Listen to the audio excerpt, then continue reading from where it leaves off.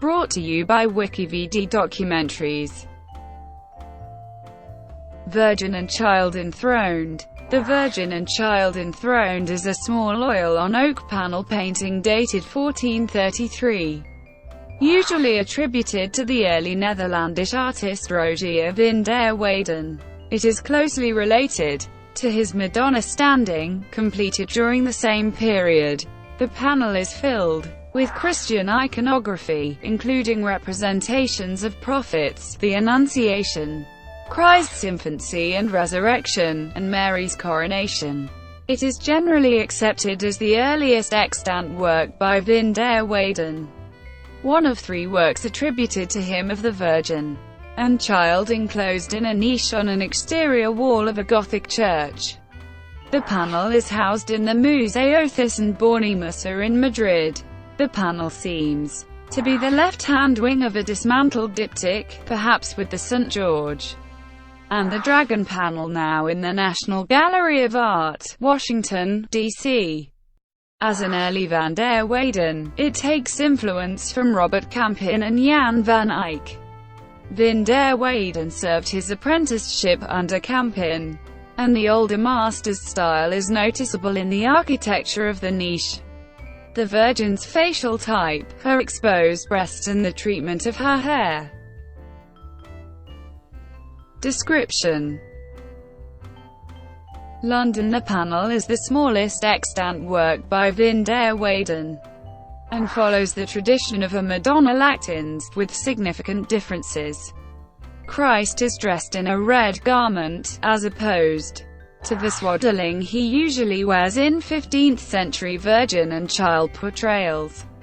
This is one of two exceptions where he is fully clothed. The other is Robert Campin's Madonna in Frankfurt, where he is shown in blue clothing. Mary's unbound blonde hair falls across her shoulders and down across her arms, showing the influence of Campin. It is brushed behind the ears. She wears a crown as Queen of Heaven and a ring on a finger as the Bride of Christ. Reinforcing this, the blue color of her robe alludes to her devotion and fidelity to her Son. The folds of her dress are reminiscent of the lengthy, crisp, curved intertwined gowns of Gothic sculpture. The pictorial space is bathed in soft light, probably an influence from Jan van Eyck. The light falls from the right, throwing shadows of both Mary and the Child's heads on the left wall of the niche. The Virgin and Child are shown seated in a small Gothic chapel or oratory projecting from a wall and opening onto a lawn. The painting pays very close attention to small realistic detail. For example, there are 4 small holes above each arch, likely to hold scaffolding. As with other early van der Weyden depictions of the Madonna, her head is slightly too large for her body. Her dress is creased and almost paper-like. However, the description of her lap contains inconsistencies also in Campin's Virgin and Child before a fire screen. It appears to lack volume and as if she had only one leg. This seems to reflect an early difficulty both with foreshortening and in the depiction of a body under clothing. The chapel is unrealistically small compared to the Virgin. Van der Weyden's intention was to emphasize the Virgin's presence while also symbolically representing the Church and the entire doctrine of the Redemption. The panel is one of 3 surviving of van der Weyden's in which both Madonna and Child are enclosed in this way. However, it is unusual in that the niche exists as a separate feature within the picture, compared to the 2 other works where the enclosure is coterminous with the edge of the painting, almost as part of the frame, a reason why it is thought to predate the Madonna standing. There are symmetrical differences between the left and right-hand sides of the painting. This is most noticeable with the buttress, where the receding edges are over half again the size of those on the front sides. In addition, the breadth of the buttress contradicts the spatial depth of the much tighter space inhabited by the Virgin and Child. This is a technical issue, with foreshortening Campin also struggled with. but which van der Weyden resolves in his mature work, Iconography. The work is rich in symbolism and iconographic elements, to an extent far more pronounced than that in the Madonna standing.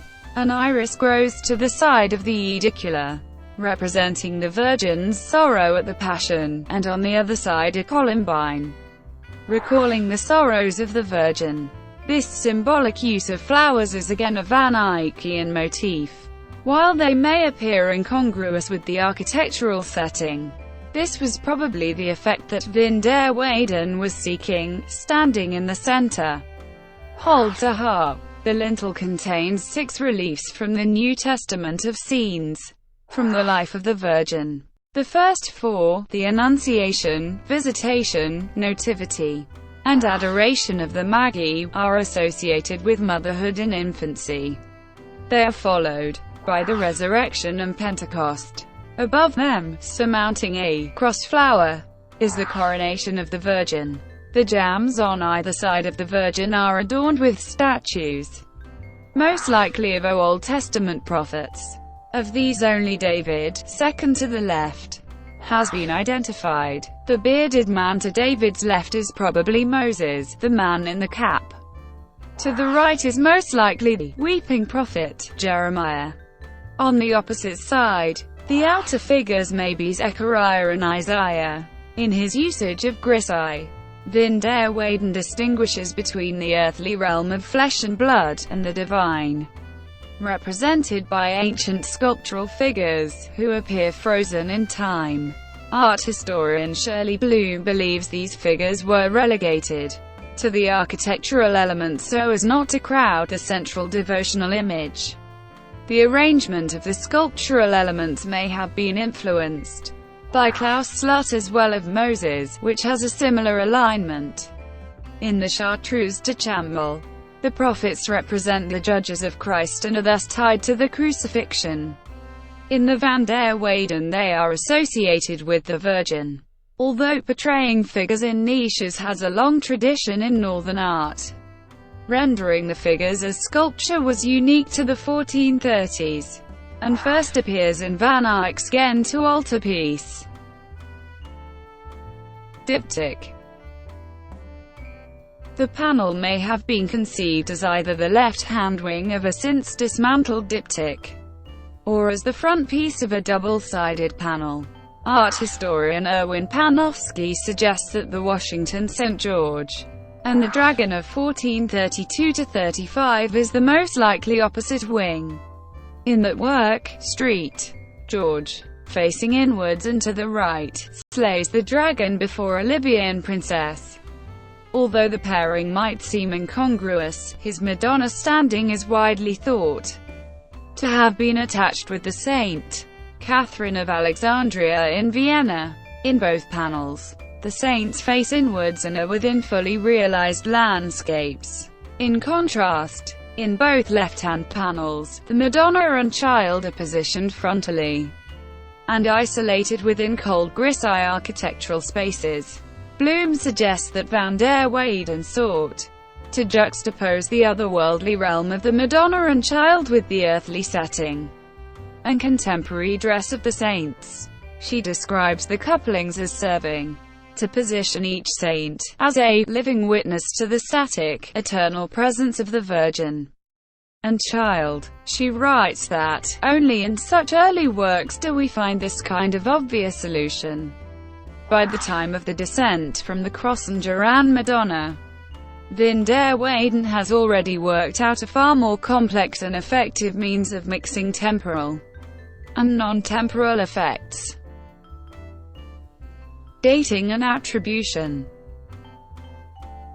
The panel closely resembles van der Weyden's c. 1430–32 Madonna standing, and seems influenced by the work of Robert Campin, under whom he served his apprenticeship.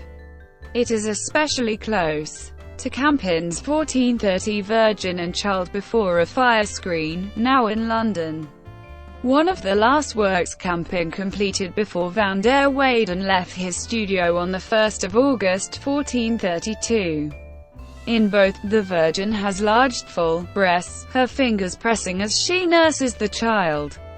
There are further similarities in her facial features and expression, the color, style, and position of her hair, as well her pose.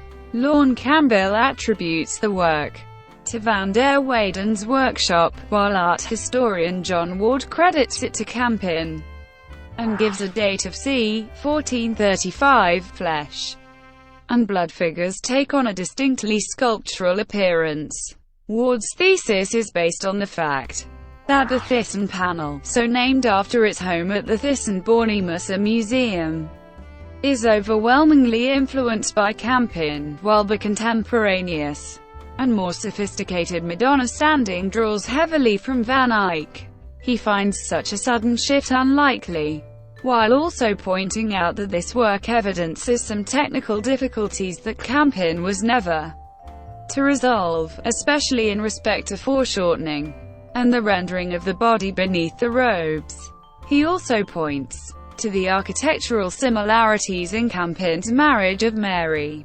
Although this may be a matter of influence, the painting was completed early in van der Weyden's career, probably just after his apprenticeship with Robert Campin ended. Although highly accomplished, it is filled with symbolism of a kind absent from his more mature works.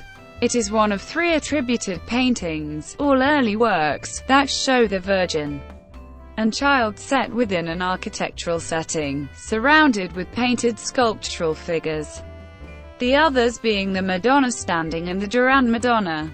Sculptural figuration was to become a hallmark of van der Weyden's mature work, and is best typified by the Madrid descent, where the mourning figures are shaped and take on poses more usually seen in sculpture. Erwin Panofsky identified this work and the Madonna standing as van der Weyden's earliest extant work. They are also his smallest panels. Panofsky dated both panels as 1432–34, and believed them to be early works based on stylistic reasons, their near miniature scale, and because of the evident influences of both Campin and Van Eyck.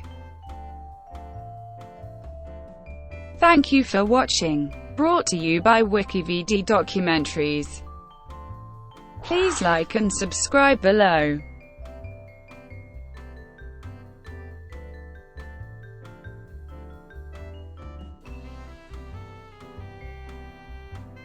Please like and subscribe below.